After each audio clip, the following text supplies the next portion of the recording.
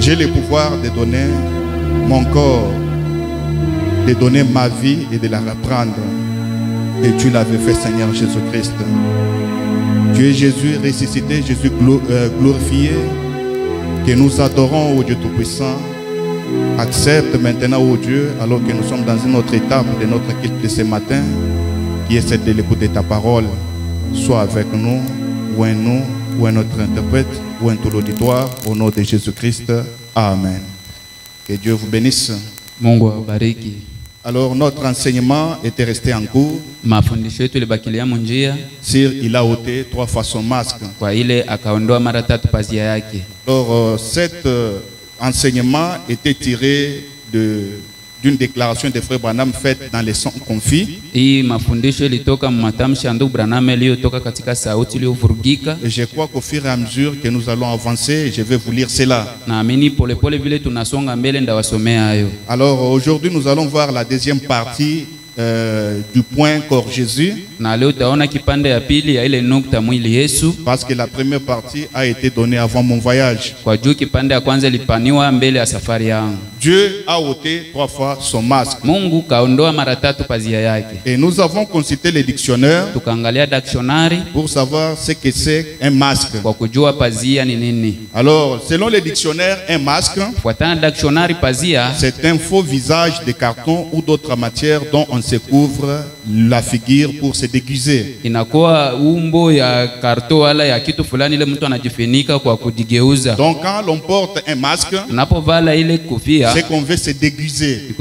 unapenda ujifichike basi C'est qu'on ne veut pas qu'on voie sa figure. Nikusema hawapende kuona ile uso yako. Donc, c'est la raison pour laquelle on porte les masques. Ndio sababu ile wanavala ile kifuniko la pazia. Vous allez trouver même des grands bandits de chemin. Utaona wajangiri wakubwa wa munjia. Quand ils veulent faire des opérations, ils n'apparaissent pas comme ça, ils portent certains masques. Sasa wanapenda kufanya mambo ya mubaya wajionyeshe hivyo lakini wanavala ile mapazia. Tout ça pour se déguiser de sorte qu'on ne puisse pas découvrir leur figure ou leur visage. Ile yote ni kwa sababu bajifichike basi gundue uso yabo. Alors, Dieu a porté des différents masques au fil des âges. Kwa hiyo Mungu akavala mapazia kuachana mwenda bizazi ou au fil du temps.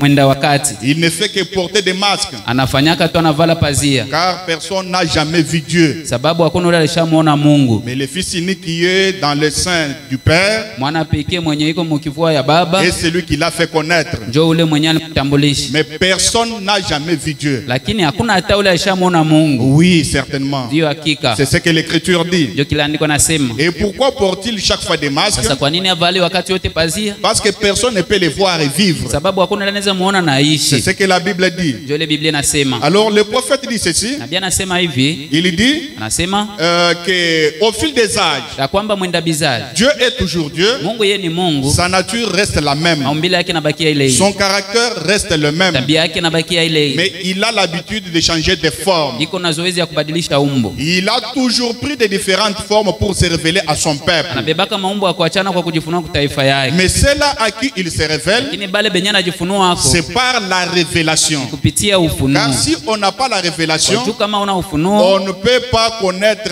Dieu quand il se révèle sous une autre forme. hawezi mtambua Mungu sababu anajifunua maumbo ya kuachana. Et quand il prend de différentes formes, ceux-là qui n'ont pas la révélation, bale abana ufunuo, ils peuvent les rejeter. Wanaweza kumtupilia. Et pourtant c'est Dieu qui est venu se révéler japokuwa ni Mungu alikijifunua sous forme humaine, ou peut-être sous une autre forme ou sous la forme d'un vent. Wala muumbo ingine wala ile ya upepo. Alors, écoutez, le prophète dit, sikiliza nabii anasema, et aussi la Bible, Abraham le vit sous la forme d'un homme. Pia na Biblia inasema Ibrahim akamwona muumbo ya mtu. Pendant qu'il était assis à l'entrée de sa tente.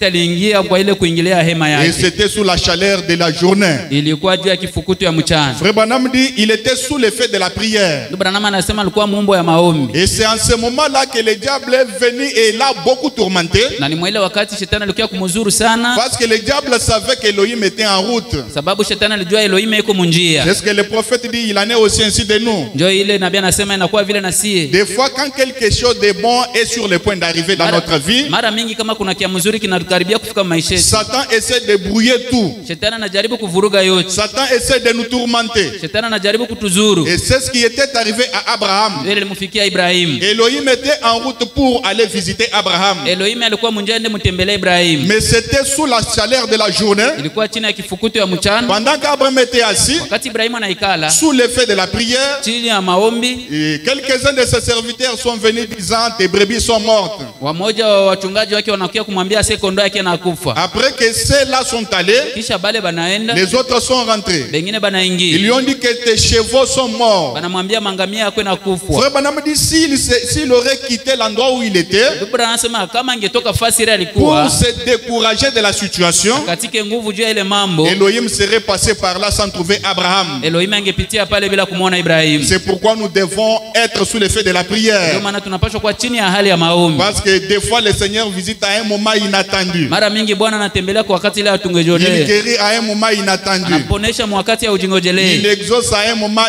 inattendu. Anajibu mwakati ya ujingojelee. Alors c'était trois hommes. Balikuwa batu tatu. Elohim depuis le ciel, Elohim itangia kumbingu. il a eu la pensée d'aller visiter Abraham. Kapata wazo enda mtembelea Ibrahim. Comme il était l'esprit, Vile alikuwa roho, il ne pouvait pas se laisser voir en tant qu'esprit. asingejionesha kama roho. Il a formé un corps de ces éléments. Akatengeneza mwili ya chembe Il 16. est entré dans ce corps. Akaingia mwa ile mwili. Il a formé notre corps. Akatengeneza ngine mwili. Michael est entré. Mikaeli Il akaingia. a formé un troisième corps. Tengeneza mwili ya tatu. Et Gabriel est entré. Gabrieli anaingia. Ils sont descendus. Akashuka. Et ils étaient ordinaires. Balikuwa bakawaida. Tout le monde qui les voyait, Bote balikuwa na baona. ils n'étaient pas spéciaux. Hapakuwa bakipekee. C'était des hommes qui étaient vêtus ordinairement. Watu walikuwa vala kwa kawaida. Ils ont marché Bakatembea. et les gens les ont vus, Batu bakabaona. mais sans révélation. Bila ufunuo. Pour connaître Dieu aujourd'hui, Kutambua Mungu leo. il faut connaître la révélation comme celle d'Abraham. Napendezwa na ufunuo kama ile ya Ibrahim. Alors, ils se sont dirigés vers Abraham. Kwa hiyo wakaendea Ibrahim. Et ils étaient au nombre de Na trois. balikuwa batatu. Quand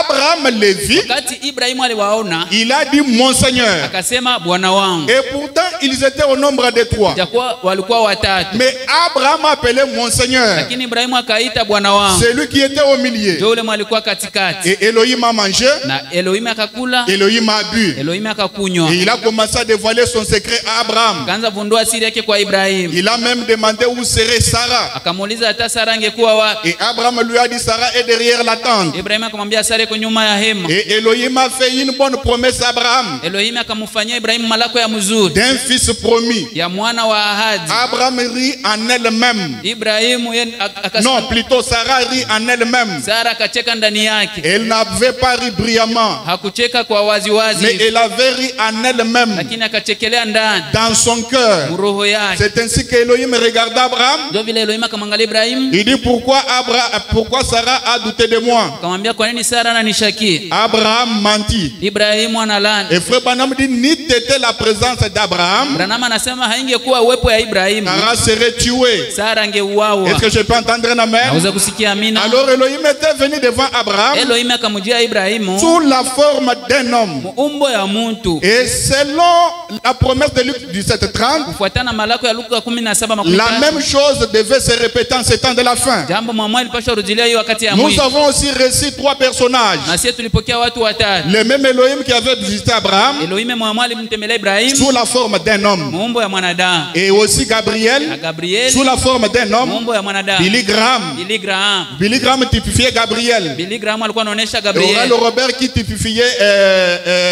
qui? Michael. Ola Robert alikuwa anaonesha Mikaeli. Et les deux anges sont allés à Sodome et Wale Gomorrhe. wa malaika wale wakaenda Sodoma na Non Gomora. pas pour proclamer la parole de la vie, Hapana kwa kutangaza neno ya uzima, mais pour aveugler ces kwa gens-là. kupofusha wale watu. Et c'est ce que Billy Graham et Oral Robert ont fait aujourd'hui. Na ndio vile Billy Graham na Ola Robert walifanya leo. Ils sont allés chez les pentecôtistes Kaenda kwa Pentecoste avec un message d'aveuglement. wakiwa na ujumbe wa upofusho. Mais nous, Lakini si les types d'Abraham, mfano wa Ibrahimu nous avons ici Elohim. tulimpokea Elohim. Je peux lire quelque chose dans une bannière Nda soma kitu fulani katika ile bendera. que dit frère Branham. Ndio Branham anasema Il nini? dit que la même situation s'est répétée encore aujourd'hui. Sema jambo mwamua lirudilia leo. Dans une bannière de 1962, Hiyo bendera ya Moyota ya 62, je crois au paragraphe 94, le prophète dit ceci. kurasa yake ya 94 nabii anasema hivi. Écoutez ce qu'il dit. Sikiliza kile anasema.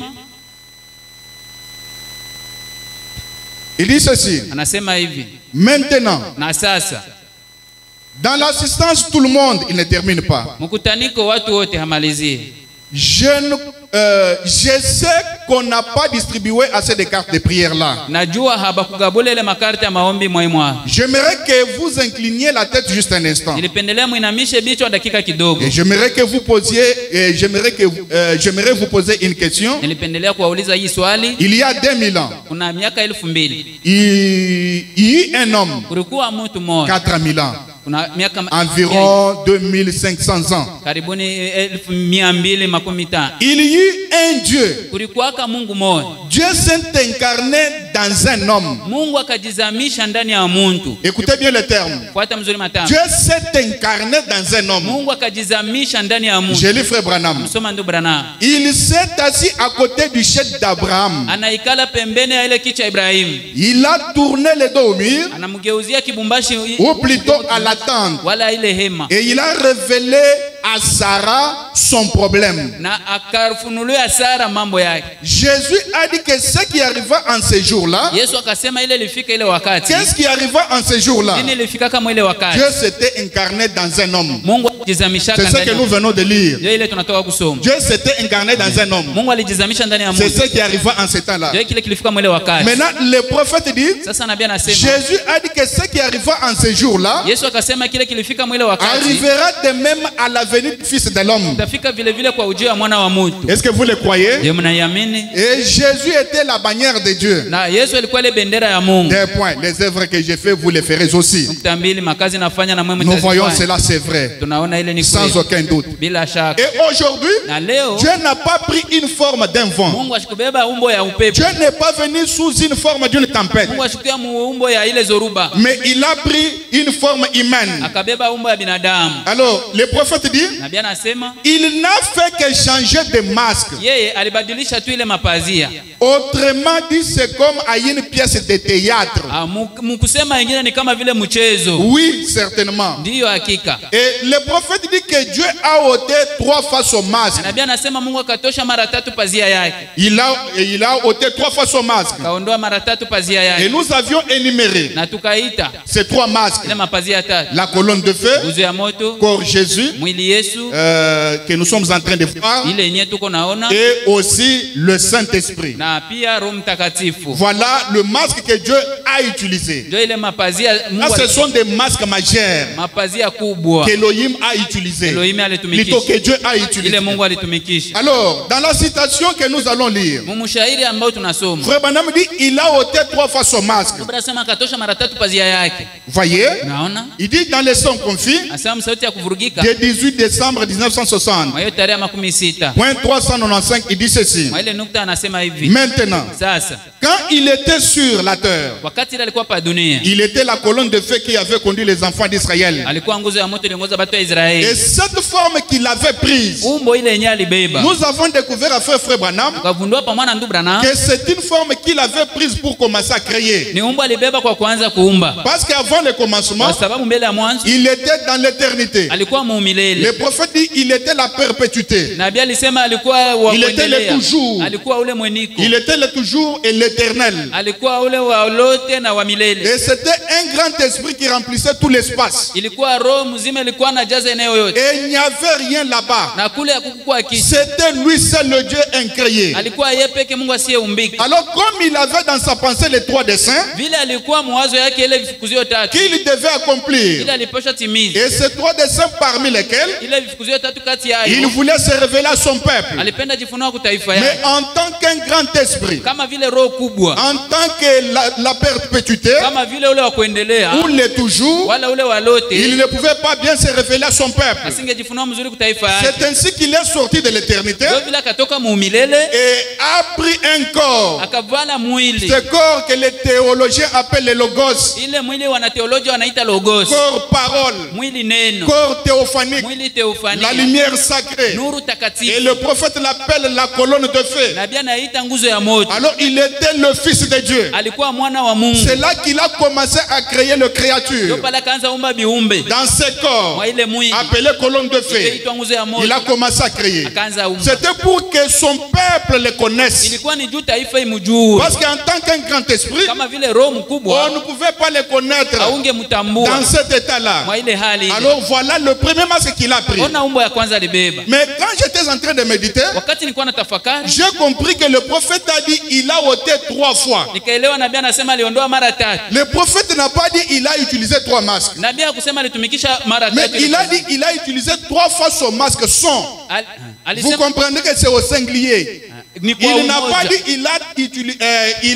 il a ôté 3 fois ses masques. Non. Haisemekana alitosha mara 3 ile maski yake hapa. C'est là où j'ai compris que ces masques ici Ndio pale nilelewa hii pazia. ne faisaient que changer. Mais c'est le même masque mais qui change aussi. Ndio pale nilelewa ni pazia mwamwa lakini kuna badilika. De la colonne de feu Toka nguzo ya moto au corps Jésus. inaenda mwili Yesu. Est-ce que je peux entendre un amen? Naweza sikia amina. Comme écriture de base. Kama andiko ya msingi. Le prophète a dit Jésus était la colonne de feu faite chair. Nabii Donc anasema c'est le même masque mais qui a changé aussi. Yesu alikuwa nguzo ya moto lakini ilifanywa mwili ni mbo mwamwa lakini De badilika. la colonne de feu au corps Jésus. Kutoka nguzo ya moto inaenda mwili Ça Yesu. c'est le masque mais qui a changé au corps Jésus. Hii ni pazia lakini kabadilika kwa mwili Yesu. Du corps Jésus au Saint-Esprit. Kutoka mwili Yesu inaendea Roho Mtakatifu. Vous allez trouver que frère Branham appelle le Saint-Esprit Jésus-Christ. Mnaelewa ndugu Branham anaita Roho Mtakatifu Yesu Kristo. Est-ce que vous comprenez? Je mnaelewa. Donc c'est un seul masque qu'il a utilisé mais 3 fois. Ni pazia moja alitumikisha lakini mara 3. Donc autant l'idée selon laquelle Tutoshe wazo ambayo que c'était 3 masques. asema ilikuwa pazia 3. Non, non, quand j'ai bien médité, Nipo tafakari mzuri. il a dit il a ôté 3 fois son masque, pas ses masques. Inasemekana katoa mara 3 pazia yake ile pazia pana La colonne de feu qui était devenue Jésus. nguzo ya moto yenyewe iligeuka Yesu. Jésus qui est devenu Saint-Esprit Yesu aujourd'hui. mwaligeuka Roho Mtakatifu leo. Est-ce que je peux entendre un amen? Amen. Oui, évoluons. Tuendelee. Il faut sonder la parole. Ni mzuri kuchunguza neno. Alors il a ôté 3 fois son masque. Kwa ile akaondoa mara 3 pazia Le yake. prophète dit. Nabii anasema Et maintenant, na sasa quand il était sur la terre, alipokuwa pa dunia il était la colonne de feu alikuwa nguzo ya moto qui avait conduit les enfants d'Israël. yenye iliongoza batoto ya Israeli. Est-ce vrai? Je ni kweli? Ensuite, il a été fait chair. Kisha ikafanyiwa mwili. La même colonne de feu Nguzo ya moto a mwamoja été faite chair. ikafanyiwa mwili. Est-ce que vous comprenez? Je mnaelewa? Le même masque Pazia mwamoja que Dieu avait utilisé dès le commencement yenye Mungu alitumikisha tangia mwanzo devint chair. nageuka mwili. Même le corps Jésus, Hata mwili Yesu c'est un masque de ni Dieu. pazia ya Mungu. Est-ce que vous comprenez cela? Amen. Oui, c'est un masque. Ndiyo ni pazia. Je vais vous lire les Écritures. Nawasomea maandiko. Le prophète dit. Nabii anasema Ensuite, il a été fait chair kisha ikafanyiwa mwili dans le Fils de Dieu, ndani ya mwana wa Mungu afin de goûter la mort pour la race humaine entière. makusudi onje kifo juu ya ukoo wa wanadamu yote. Et quand il a utilisé 3 fois ces masques, Alipotumikisha mara 3 pazia yake c'était dans des objectifs différents. ilikuwa mumifukuzio ya kuachana. La colonne de feu, Nguzo ya moto c'était pour créer. kwa kuumba, Corps Jésus, mwili Yesu c'était pour racheter. kwa kukomboa, Saint-Esprit, Roho Mtakatifu c'était pour entrer dans son kwa épouse. kuingia mubibi harusi yake. Donc il avait des différents objectifs Kusema alikuwa vikuzio ya kuachana en utilisant ce même masque, mais utilisé 3 fois. kwa kutumikisha ile pazia mwamwa, lakini mumara 3. Est-ce que je peux continuer avec la lecture?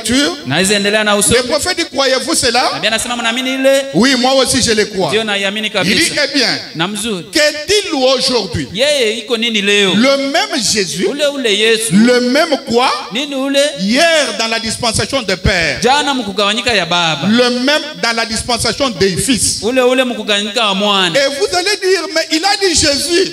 Na mtasema alisema Mais Yesu. lui-même Jésus a dit, je suis venu au nom de mon Père. Yeye mwa Yesu alisema nakuja mjina baba yangu. Au nom de mon Père. Jina ya baba yangu. Voyez? Unaona? Alors le prophète ajoute. Nabii anasema. Il dit, Anasema. le même dans la dispensation des fils. Ule mkugawanyika ya mwana. Le même ici sous la forme du Saint-Esprit. Ule hapo muumbo ya Roho Mtakatifu. La même lumière. Nuru moya. Paul sur le chemin de Damas Paulo kunjia Damas. a été terrassé par une lumière. Akaangushwa na ile Et nuru. il a dit, qui es-tu Seigneur? Akasema wewe ni nani Et il a Bwana? dit, je suis Jésus. Akasema niko Yesu. Voyez? Unaona? La colonne de feu Nguzo ya moto est devenue Jésus. inageuka Yesu. Je suis Jésus Niko Yesu. que tu persécutes. Mwenyewe unamtesa. Est-ce que je peux entendre un Unaweza amen? kusikia amina? Il a dit, c'est vrai. Akasema ni Qui kweli. est-ce? Nini le? Branham dit, il a ôté 3 fois son masque. Branham anasema akatoa mara 3 pazia yake. Voyez? Unaona? Il a ôté son masque de la colonne de feu Akatoa ile pazia yake ya nguzo ya moto et est devenu un homme. na ikageuka mtu. muntu. La colonne de feu marchant Nguzo ya moto ya kutembea sur la terre. udunia. La colonne de feu prophétisant. Nguzo ya moto ya kutoa unabii. La colonne de feu discernant. Nguzo ya moto ya kupambanua. La colonne de feu ressuscitant les morts. Nguzo ya moto ya kufufua wafu. Est-ce que je peux entendre un amen? Naweza sikia amina. En un corps Jésus. Ndani ya mwili Le Yesu. prophète dit ensuite. Nabii anasema na kisha. Plutôt oui. Ensuite, Baadaye il a enlevé son masque en tant qu'homme. akaondoa pazia yake kama vile muntu. Et il est redevenu l'esprit. Akageuka kuwa roho. Appelé le Saint-Esprit. Iliyoitwa Roho Mtakatifu. L'esprit d'un homme. Roho ya muntu. Pour redevenir Kwa kugeuka et être sur vous na kukua juu et yenu en vous. na ndani yenu. Et le même œuvre. Makazi mwa moyo. Branham dit, voyez-vous cela, église? Branham anasema mnaona ile kanisa? Il n'y a rien d'incertain à cela. Hakuna kitu kisikokuwa na hakika. Vous ferez aussi les mêmes œuvres que je fais. Tafanya pia makazi mwa moyo anafanya. Car je serai avec vous, Sababu nitakuwa na moyo même en vous, hata ndani et yenu jusqu'à la fin de la consommation, mpaka mwisho kumalizika. la fin du monde, Mwisho ya dunia. la fin des temps, Mwisho ya nyakati. la fin de toutes choses. Mwisho ya mambo yote. Je serai juste avec vous, Nitakuwa pamoja nanyi faisant les mêmes œuvres. tukifanya makazi mwa Et il n'y moyo. a aucune incertitude là-dessus. Hakuna kisichokuwa na hakika mule juu. Vous voyez? Unaona? Et si nous avons amené cet enseignement, Kama tulileta hii mafundisho c'est pour montrer peut-être aux nouveaux ni kwa kuonesha saa zingine kwa sasa qui ont cru ce message wale wenyewe waliamini ujumbe qu'il n'y a pas trois dieux. hakuna ba Mungu tatu, Il n'y a qu'un seul Dieu. ya kwamba kuko tu Mungu Quand mmoja. vous allez trouver quelque part, Ndio utakutana nafasi moja. le prophète dit Jésus était 100% Dieu, était 100% homme. Nabii anasema Mungu alikuwa 100% mtu, 100% Mungu. Et ce qui était 100% Dieu, Kile kilikuwa 100% ce Mungu n'était pas son corps, haikuwa mwili mais yake, c'était Christ qui était en lui. ilikuwa Kristo alikuwa ndani yake. Je vais vous lire l'écriture. C'est difficile, mais je vais vous lire l'écriture. Vigumu lakini nawasomea Et andiko. ce qui était 100% homme, Kile kilikuwa 100% c'était Mungu le corps Jésus. ilikuwa ni hii mwili Yesu. C'était 100% homme. Ilikuwa 100% Mungu. Il pouvait dormir, Ingelala étant fatigué. akichoka. On pouvait le réveiller. Bangemulamusha. Il pouvait pleurer devant la tombe de Lazare. Angelia mbele ya kaburi ya Là, ce Lazaro. n'était pas Christ qui Pale pleurait. hakukuwa Kristo Ce alikuwa alia. n'était pas Dieu qui pleurait. Haikuwa Mungu alikuwa alia. C'était le corps Jésus qui Ilikuwa ni pleurait. mwili Yesu ilikuwa analia. Il pouvait maudire l'arbre Angilaani muti à cause de la faim. kwa sababu ya njaa. Là, ce n'était pas Christ Elohim. Pale haikuwa Kristo Elohim. Là, c'était le corps Jésus Ilikuwa ni mwili Yesu qui avait eu faim. yenye nayo ilipata njala. Est-ce que je peux entendre un amen? Je naweza sikia amina. Alors, je disais ceci. Nilikuwa nasema hivi, Il n'y a pas trois dieux, hakuwake ba Mungu tatu. mais il s'agit de trois offices Inawezekana makazi tatu d'un seul Dieu. ya Mungu moya.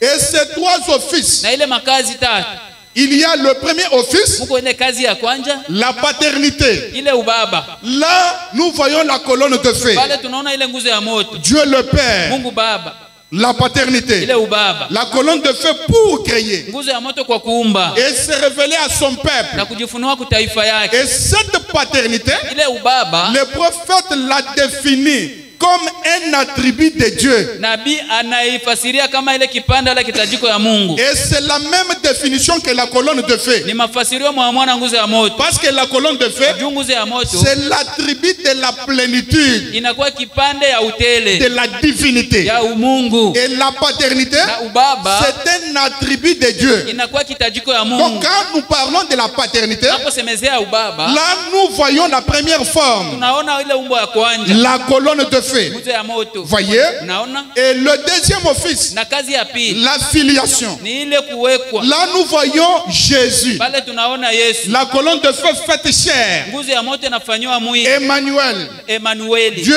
avec nous. Mungu pamoja na asiye. Et le prophète dit ceci. Nabii anasema hivi. Dans que pensez-vous du Christ? Katika ujumbe unawazia nini na Kristo?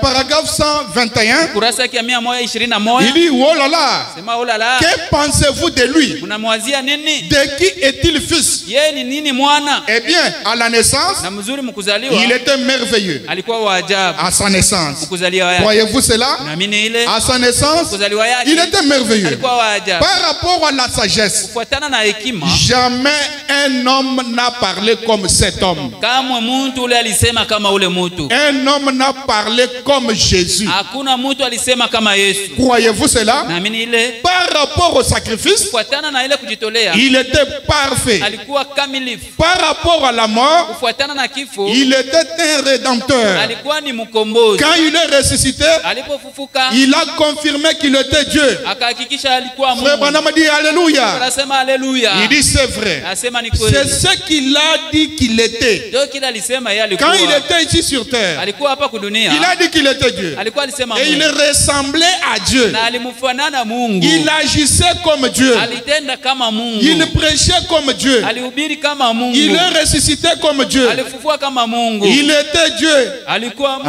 Alléluia. Alléluia. Emmanuel volait dans la chair, Emmanuel alivanikwa mwili. marchant parmi les hommes. Akitembea katikati ya watu. Il était Dieu. Alikuwa Mungu. Emmanuel. Emmanuel. Il jouait le rôle du Père. Alifanya kazi ya baba. Il a fait frémir le cœur des poètes et des grands hommes Aliogopesha mioyo ya waimbaji na watu wakubwa. tout au long des âges. Mwenda vizazi. Et chaque homme qui soit jamais parvenu à quelque chose a été celui qui a placé sa confiance en lui. Akia mtu mwenye hayafikia kitu fulani ni ule mwenye aliweka tumaini ndani yake. En tant que fils de Dieu. Kama vile mwana wa Mungu. Et le troisième office, Na kazi ya tatu, c'est le Saint-Esprit. Roho Mtakatifu. Un seul Dieu. Mungu moja. Ou trois offices Wala makazi d'un seul Dieu. ya Mungu moja. La paternité, Baba, la filiation ile kujiweka et le Saint-Esprit. na Roho Mtakatifu. Voyez? Non, Mais les gens sans révélation, Batu bila ufunuo. les gens qui ont rejeté Frère Branham Watu walitupilia ndu Branham. et à trois dieux. Bo bana Mungu tatu. Si vous adorez trois dieux, Kama unaabudu Mungu vous tatu, n'êtes pas différent d'un païen qui adore une idole. hauna waachanisho na mpagani mwanaabudu sanamu. Il n'y a qu'un seul Dieu, Kuna kwaka tu ni Mungu moja. mais il a ses trois offices. Lakini iko nile makazi yake tatu. C'est comme moi. Ni kama mi Devant ma femme, mbele ya bibi yangu. je suis son mari. Niko bwana yake. La même personne Mtu mmoja. que je suis Ye niko devant mes enfants, mbele ya batoto yangu. je ne suis pas leur mari. Yeye siko bwana yako. Je suis leur père. Niko baba yabo. Devant mon père, Mbele ya baba yangu. je ne suis ni leur père, Siko wala baba yabo.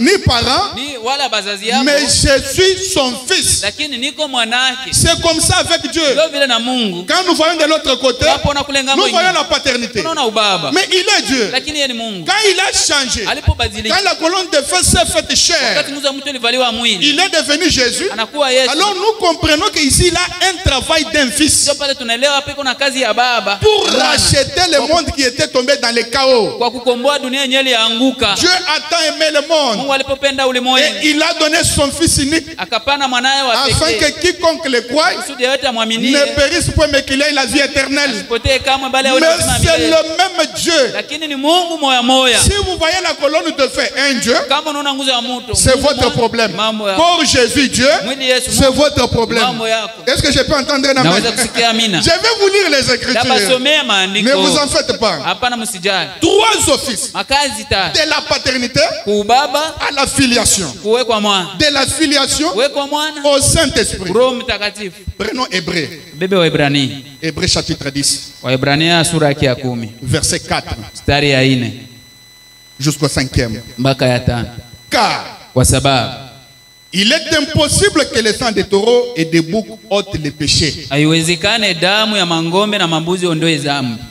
C'est pourquoi Christ, Ndio kwa maana Kristo entrant dans le monde, akaingia ndani ya dunia. dit, Asema, tu n'as voulu ni sacrifice, haukupenda wala sadaka ni offrande, wala ile kujitolea, mais tu m'as formé un corps. lakini ukanitengenezea mwili. Et ce corps-là fit appeler Jésus. Na ile mwili kaitwa Yesu. Et il y a une différence entre Christ Na kuko achanisho kati ya Kristo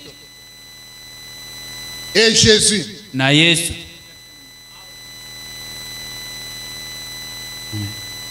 Il y a une différence entre Christ Kuko achanisho kati ya Kristo et Jésus. na Yesu. Vous allez dire, vous minimisez Jésus. Nasema unamshusha Yesu. Je ne minimise pas Jésus. Bana simshushi. Mais je vais vous lire Frère Branham. Lakini wasomea ndugu Branham. Certainement, Hakika il y a une différence kuna ile achanisho entre Christ kati ya Kristo et Jésus. na Yesu. Je lis Frère Branham. Namsoma ndugu Branham. Dans la colonne de feu, Munguzo ya moto c'est une prédication. ni mahubiri. Point 13. 13 vers la fin. kumwisho kule.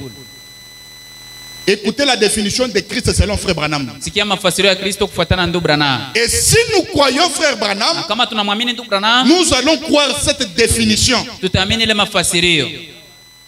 Pas question de dire que nous, on nous avait enseigné ça. Ici, c'est Frère Branham. Hapana mambo asema sheba tufundishaka hapa ni ndugu Branham.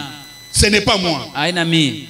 Frère Branham définit nous le mot Christ. Ndugu Branham, Et qui est Christ, Frère Branham? tufasirie nani njo Kristo ndugu Branham. Frère Branham dit, Ndugu Branham asema Christ est évidemment le Logos, Kristo iko kabisa ile logos. qui sortit de Dieu au commencement. Yenye litoka ndani ya Mungu kumwanzo. J'aimerais entendre un amen. Amen.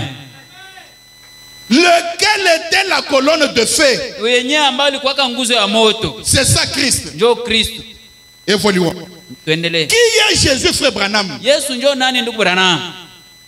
Dans Hébreux chapitre 6, Waebrania 6, troisième partie, kipande ya 3. point 526, Nukta 552 vers la fin. kule kumwisho. Le prophète dit, Nabii anasema ici ne dit pas Jésus-Christ. hapa aseme Yesu Kristo. Il dit Jésus Asema Yesu était le tabernacle dans lequel Dieu demeurait. alikuwa njo maskani ile Mungu alikuwa anaikala. Amen. Nipendelea sikia amina. C'est Frère Branham. Ni ndugu Branham. Donc il y a une différence Sema kuna achanisho entre Christ kati ya Kristo et Jésus. na Yesu. Christ, Kristo c'est le Logos. njo ile logos. Christ, Kristo c'est l'onction. ni upako. Amen.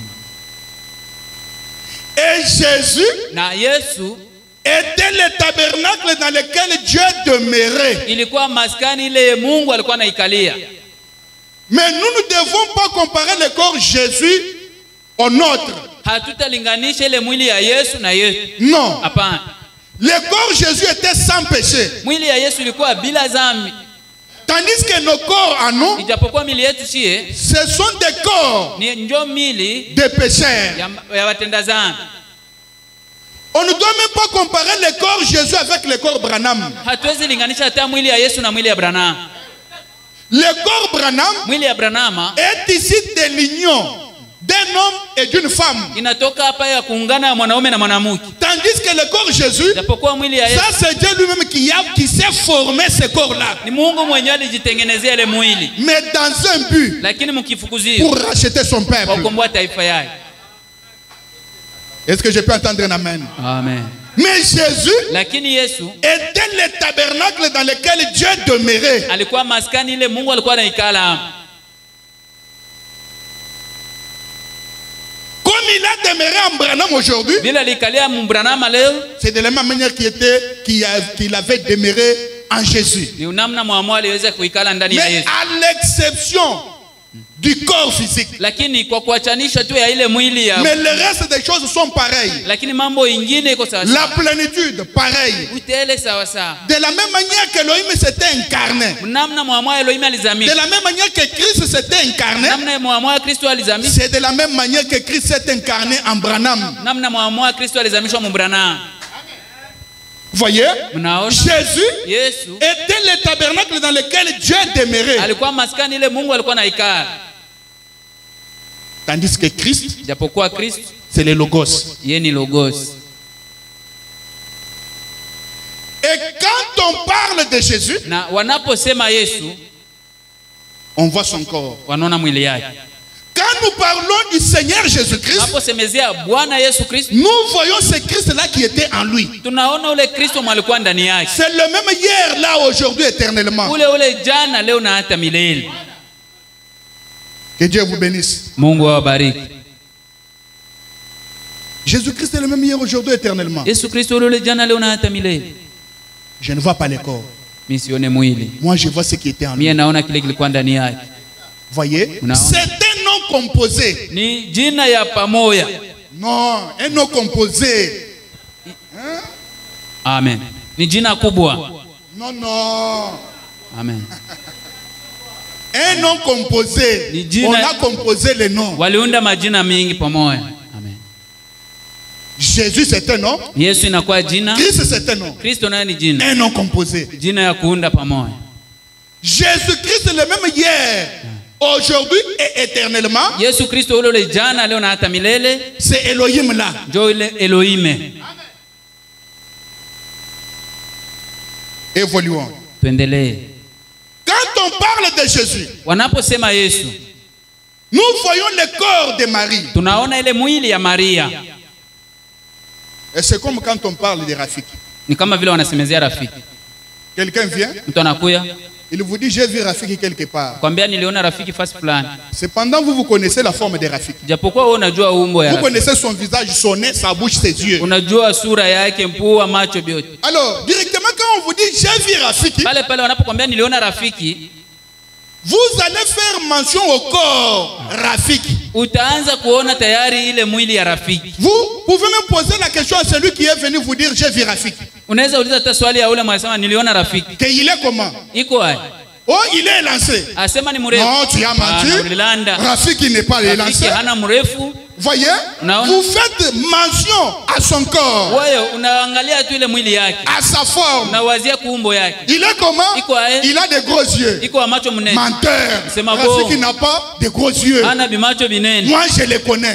Quand tu dis que je les connais là, c'est le corps dont tu parles. Comment il s'habille?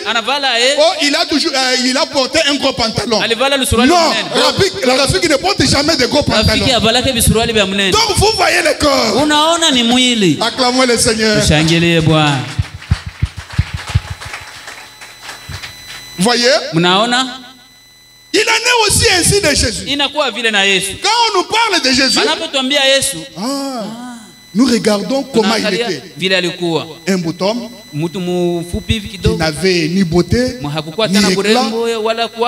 Celui-là parle de Jésus. Je comprends déjà. Il n'avait ni beauté ni éclat. Voyez? Je me réfère au corps.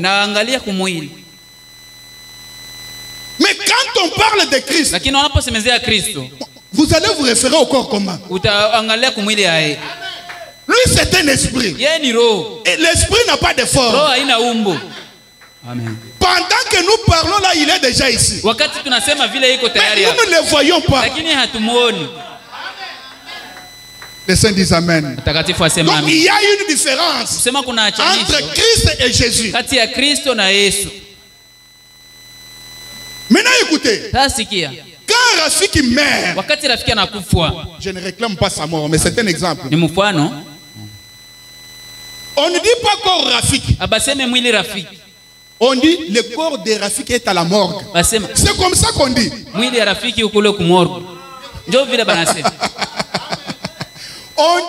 corps de Rafiki est à la morgue. On ne dit pas que Rafiki ou le corps Rafiki est à la morgue. Non, on dit pas ça. Non, le corps de Rafiki. Là, le nom change de l'extérieur à l'intérieur. De l'extérieur, nous voyons le corps Rafiki qui était appelé Rafiki. Dès qu'il meurt, on dit le corps de Rafiki. Alors là, nous voyons son âme. De Rafiki. Nous voyons son âme. Vous allez me demander des écritures. Parce que vous êtes toujours prêt à demander. Mais ce n'est pas mal. Hein? De l'extérieur, le nom quitte de l'extérieur, entre de l'intérieur. Quand Hope est mort, Frère Branham est allé au-delà du rideau des temps. Il a vu Hope. Or, le corps Hope était quelque part avec tous ses os. Mais il a dit, j'ai vu Hope au-delà. Sa théophanie, son intérieur, son âme.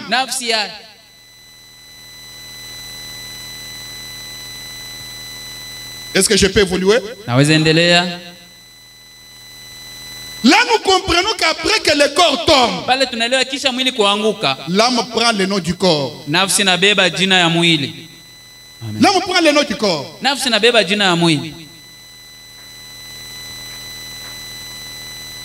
Et Pierre a dit que toute la maison d'Israël sache na nyumba ya Israeli yote ijue avec certitude que Dieu a fait Seigneur. kama Mungu alifanya Bwana.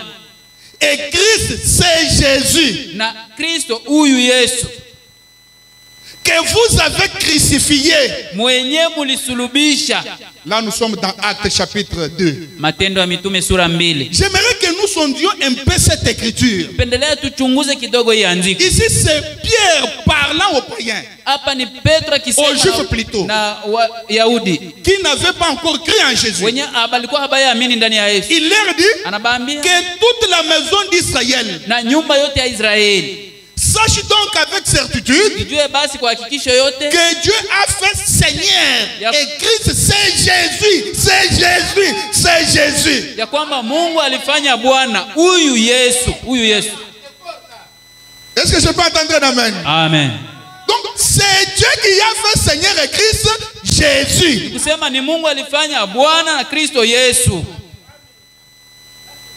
Ah, c'est pourquoi nous pouvons l'appeler le Seigneur Jésus-Christ. Parce que Dieu a fait Seigneur et Christ c'est Jésus que vous avez crucifié. Bwana Yesu Kristo sababu Mungu alimufanya Bwana na Kristo huyu Yesu mwenyewe mlimsulubisha. Donc si Dieu n'avait pas fait Seigneur et Christ c'est Jésus, nous ne pouvons pas l'appeler Seigneur Jésus-Christ. Kusema kama Mungu hangemfanya Bwana na Kristo huyu Yesu hatungemuita Bwana Yesu Kristo. C'est pourquoi Branham dit je l'ai déjà vu 3 fois. Ndio maana Branham alisema nishamuona mara 3. Il dit quand je l'ai vu, anasema nilipomuona je me suis dit c'est une vision. Nikasema ni ono wala nini? Il dit je me suis blessé.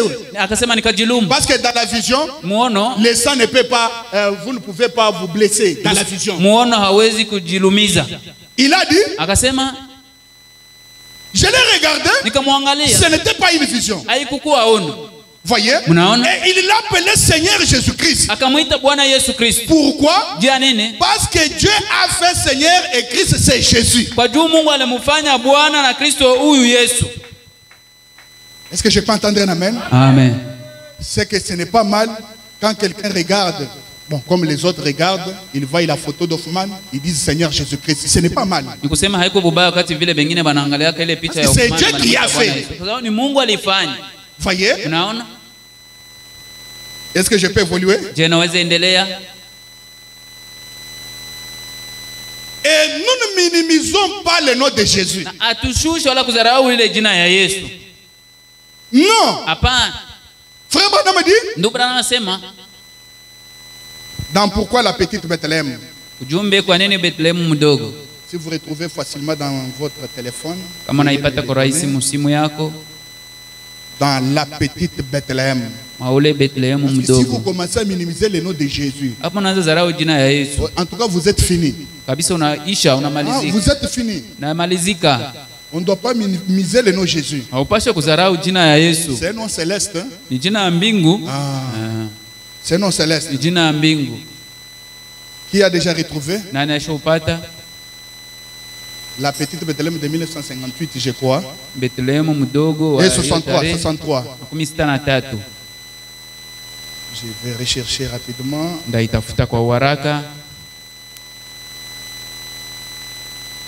La petite Bethléem. Personne n'a trouvé. Personne n'a trouvé. Ah, donnez-moi. Paragraphe 127. Le prophète parle du nom de Jésus. 7.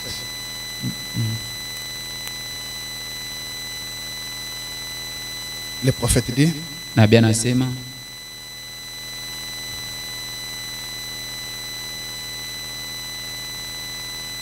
ah, je voulais dire ceci. Nous ne minimisons pas le nom de Jésus. Mais seulement nous n'adorons pas corps Jésus. C'est ce que je voulais dire. On ne minimise pas le corps Jésus. Et nous n'adorons pas corps Jésus. J'ai le frère Branham. 127. Il dit je n'adore pas un juif.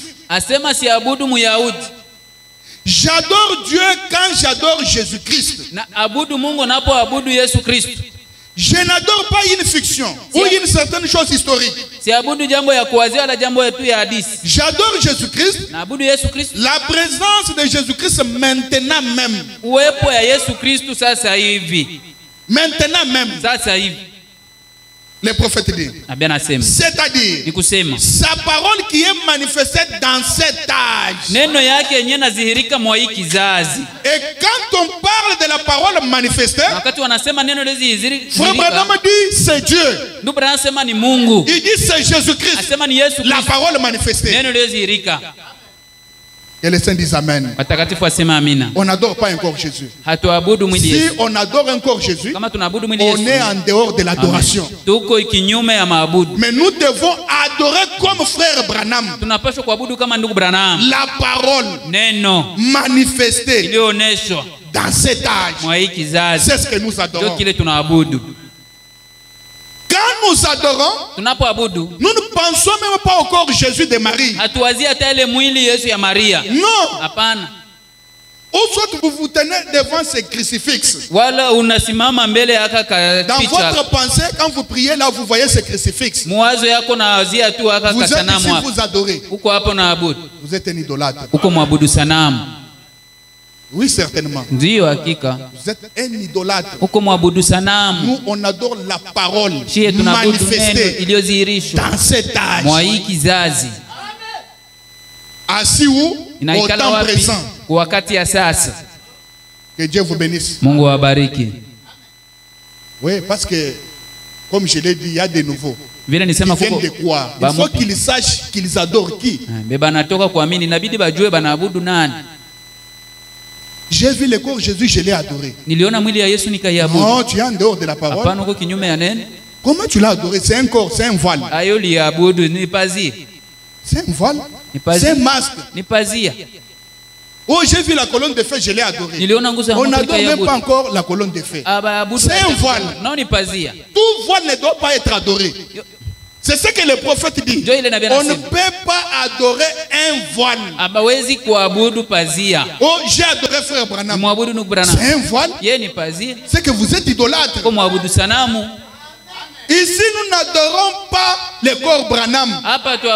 Nous n'adorons pas Branham.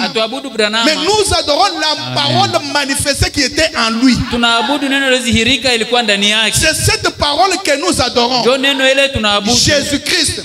Parce que dans d'autres brochures, le prophète a défini la parole manifestée comme Jésus-Christ, des fois Dieu. Voyez? Quand cet homme-là est allé parmi ces trois hommes, c'est lui qu'Abraham a adoré. Ce n'était pas son corps, mais c'était Dieu incarné qu'Abraham a adoré. Parce qu'après qu'il ait fini son travail, le corps est rentré à la poussière. Mais Elohim n'était pas rentré à la poussière. Est-ce que je peux entendre un amen? Après que Dieu a utilisé frère Branham, son corps est passé. Et commencer à adorer frère Branham, on comprend que c'est de la folie. C'est de la folie. Écoutez, quand on minimise le nom de Jésus, qu'est-ce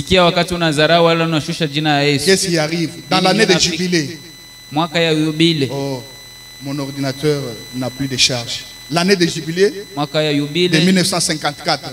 Cherchez-moi rapidement. Branham dit. Et là où le nom de Jésus-Christ n'est pas respecté, les êtres humains et les femmes ne sont pas plus que les animaux. Ils ne sont pas plus que les animaux. C'est dans l'année de jubilé. C'est ce que le prophète dit. Et aujourd'hui, le diable est en train de faire, même les prédicateurs ont en train de faire disparaître le nom de Jésus. Quand on cite le nom Branham, tout le monde prend leur chaise et met en haut. Parce qu'on a cité le nom Branham. Le nom de Branham qui ne sauve pas. Le nom de Branham qui ne guérit pas.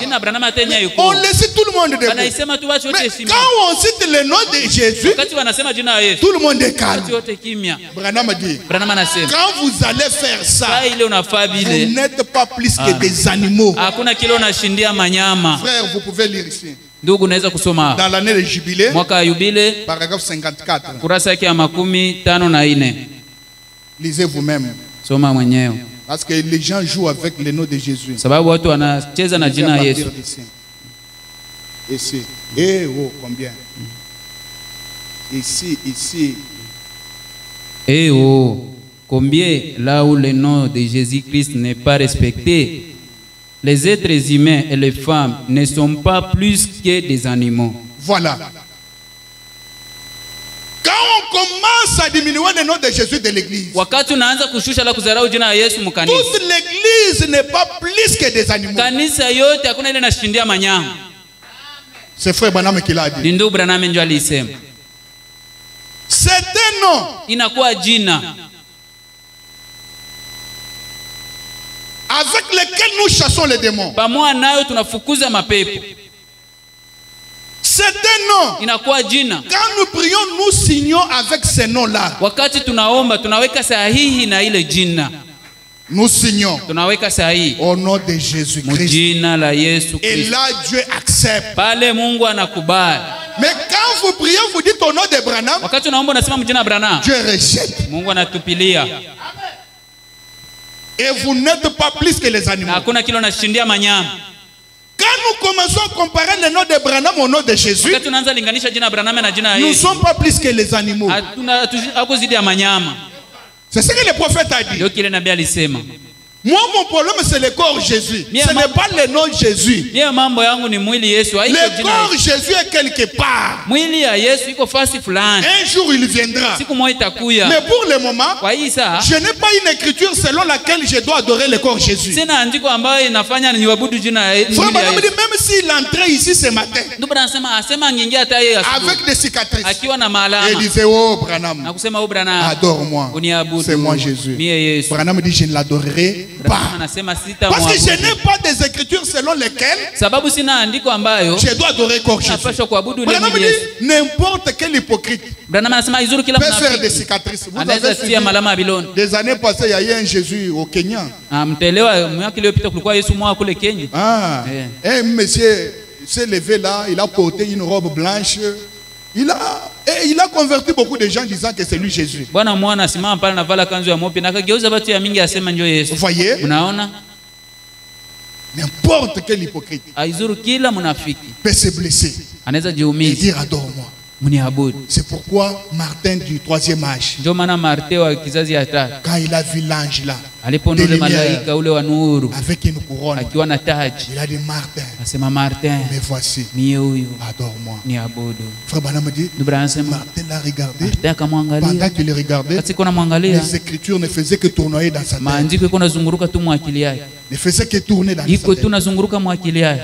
Mais la Martin couronne asema là, lakini ile taji ile c'est l'épouse de Jésus qui doit mettre la si couronne. ni bibi ya Mais Yesu ndio lui, il ataweka est ile déjà taji. couronné comment? Ye, tayari basha mweka taji yae. Il a dit éloigne-toi, démon. Enda mbali na mie. Peut-être si c'est toi, tu allais même témoigner. Kama ingekuwa ungeshuhudia hata. J'ai vu Jésus, je Oh, l'ai niliona adoré. Yesu, niliona ile Un ange de lumière. malaika wa nuru. C'est pourquoi il faut faire attention aux Ndio expériences. maana nafanya angalisho na mazoezi. J'ai vu seulement une lumière Niliona passer. tu nuru moya Mais si inapita. c'était une torche qu'on a seulement fait ça, Kama ni torshe tu Commence balipitisha à hivi. témoigner. Unaanza shuhudia. quelque part, Pasi moya on priait. tulikuwa Pas naomba. moi. Haiko mimi. Dans un certain tabernacle. Maskani moya. On priait. Tulikuwa naomba. C'était la nuit. Ilikuwa busiku. Et un frère avait sa torche dans sa poche. Ndio mwa alikuwa na torshe mfuko yake. Pendant qu'on priait, Wakati le wanaomba. frère est tombé. Ndio wanaanguka. Et il s'est appuyé sur les boutons de la torche. Et la lumière a jailli. Na nuru ikatoka. La lumière a Nuru jailli. inatoka. Tous les frères sont venus sur les frères. Ba ndugu yote wanamkuia yule ndugu. Au point même de les tuer. Namna Colonne de ataka feu. Oh, nguzo ya Colonne de moto. Nguzo ya feu. Colonne- moto. Et pourtant les frères avaient sa torche dans Ndugu sa alikuwa na ile poche. torshe mfuko yake. Il faut d'abord se maîtriser quand vous voyez quelque chose. Jizuize mbele kama Vous unaona vous kitu maîtrisez fulani. d'abord. Est-ce Unajizuia que kwanza. c'est Dieu ou bien c'est Satan? Huu ni Mungu wala shetani. Et les frères ont failli mourir. Ndugu yule atakufa. Il s'est relevé et anasimama la torche était dans sa poche. mfuko yake. C'était à l'époque. Ilikuwa wakati zamani. Voyez? Mnaona? C'est pourquoi quand vous voyez une expérience, Ndio maana kama unapata il faut zoezi, faire attention. Vous risquerez d'adorer le diable fanya angalisho sans le savoir. narifia kuabudu Mais shetani. si Martin ne connaissait pas la parole, Arte hangejua neno, il allait adorer le diable alipaswa kumwabudu shetani, et il allait même témoigner. angeshuhudia hata. Mais heureusement, Kwa uheri il connaissait la parole. alijua maandiko. Est-ce que je peux entendre un amen? Je naweza sikia amina. Alors ne minimisons pas le nom de Jésus. Sema tusizarau jina la Yesu. Ne le minimisons pas. Pana kuizarau. Le nom de Jésus, Jina Yesu c'est la sommation nakuwa kuweka pamoja de tous les noms rédempteurs composés dans l'Ancien Testament. ya majina yote ya ukombozi iliyowekwa pamoja mu agano za kale.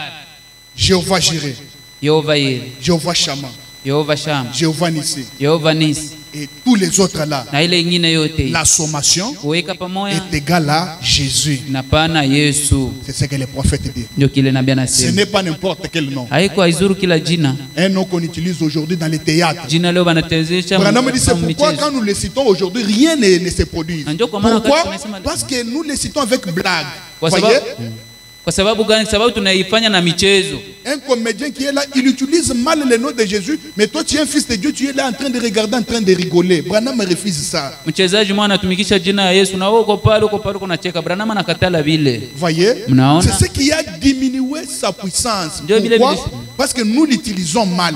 Ndio vile vilishusha uwezo yake. Kwa nini? Sababu tunaitumikisha Au mbaya. nom de Jésus. Jina Au nom la de Yesu, Jésus. jina la Yesu. Mais tu l'utilises mal. Oh, unaitumikisha mbaya. Au point que le diable te regarde Mwatu wa et shetani ne bouge kuangalia, même na pas. hatenki Et pourtant, hata. Branham dit c'est un nom quand vous les citez, l'enfer tremble. Mais Ijapo- pourquoi quand toi tu les cites, le diable ne tremble pas? Ijapokuwa ni jina Branham anasema unapoisema kuzimu inatetemeka. Sasa kwa nini wewe unapoisema kuzimu haitetemeki?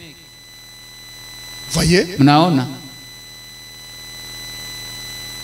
Nous devons faire attention. Tunapaswa kufanya angalisho. Le prophète dit Nabii anasema dans Jéhovah Jireh, Yehova Yire, je suis presque à la fin. niko karibuni kumwisho. Moi, je ne traîne pas avec les prédications. Mie sigawi yake na On m'avait mahubiri. beaucoup téléphoné, les prédicateurs exagèrent. Bali niita sana sehemu Il mhubiri était anapitisha. visiteur, il Alikuwa ni était visiteur, il faut aller les mgeni. supporter. Nipendeza mumuvumilie.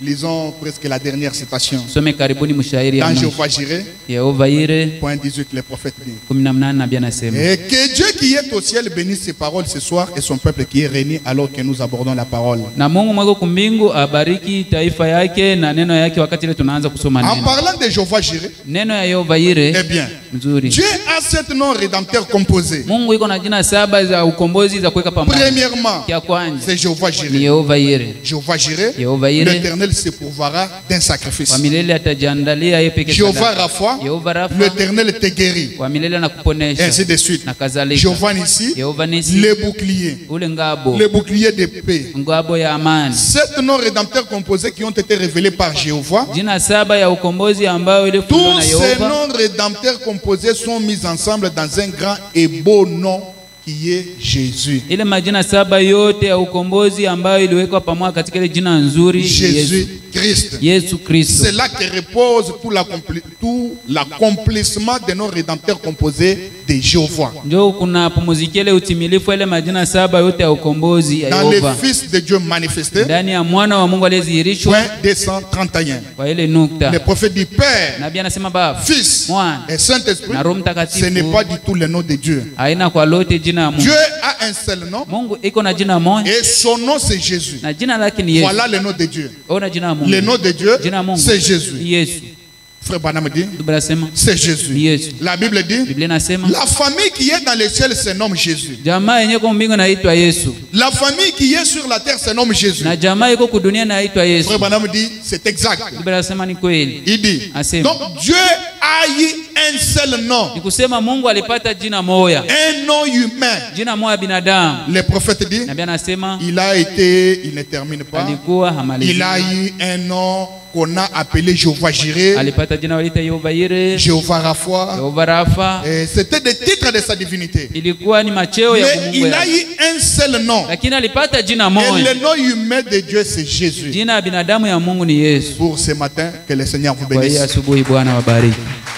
Nous pouvons nous tenir debout. Naweza kusimama bwima. Et remercier le Seigneur pour toutes ces révélations. Tunakushukuru Bwana kwa hii Ces maufunuo. révélations qu'il avait données à Frère Branham. Maufunuo alimpatia ndugu Branham. Car ni t'étais Frère Branham, Sababu ingekuwa ndugu nous Branham, n'aurions pas toute cette connaissance de la parole. hii ujuzi yote hatungekuwa nayo ya Pour neno. toutes ces révélations. Wala hii maufunuo Et yote. remercions le Seigneur. Tushukuru Et Bwana. chacun de nous remercie son Seigneur là Kila où il est. mmoja wetu ashukuru Bwana. Commençons à lui remercier. Tuanze kumshukuru. Et surtout qu'aujourd'hui c'est la Pâque. Zaidi leo ni Pasaka. Remercions-lui Tumshukuru pour sa résurrection fuko yake dans ton cœur, ndani ya roho yako, dans mon cœur. ndani ya roho yako. Commençons à prier. Tuanze kuomba.